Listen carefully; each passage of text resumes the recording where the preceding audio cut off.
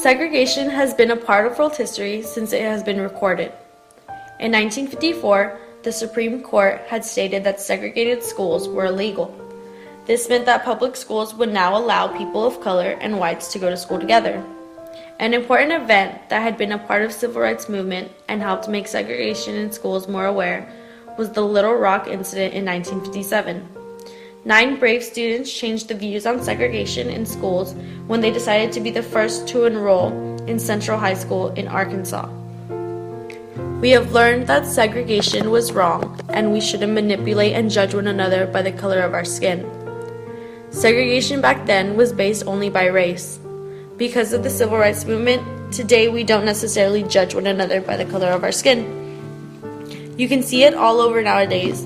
You can walk into restaurants, schools, public outings without it even being a problem.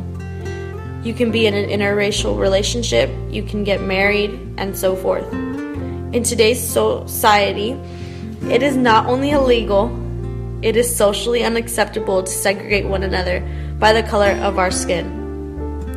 Our new millennium begs us to ask the question, does segregation still exist? Some are quick to say no. However, modern-day segregation is all around us. For example, people discriminate against religion, sexual orientation, and the constant fight between lower and higher classes. For example, are all Muslims terrorists? And what would happen if a person from South Central decides to go shopping in Beverly Hills? And can you recall the media frenzy over Bruce Jenner becoming Caitlyn Jenner?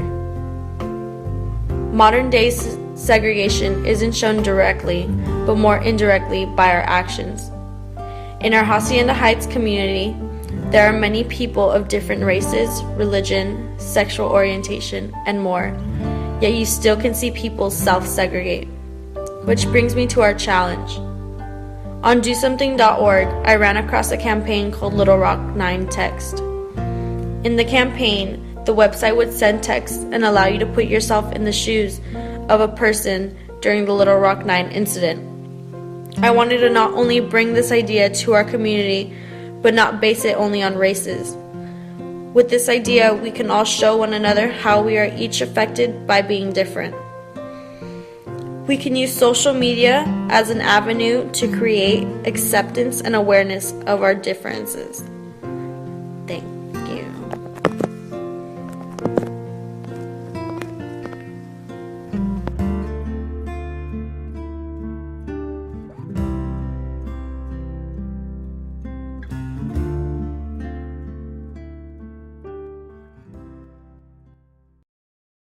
Created using Powtoon.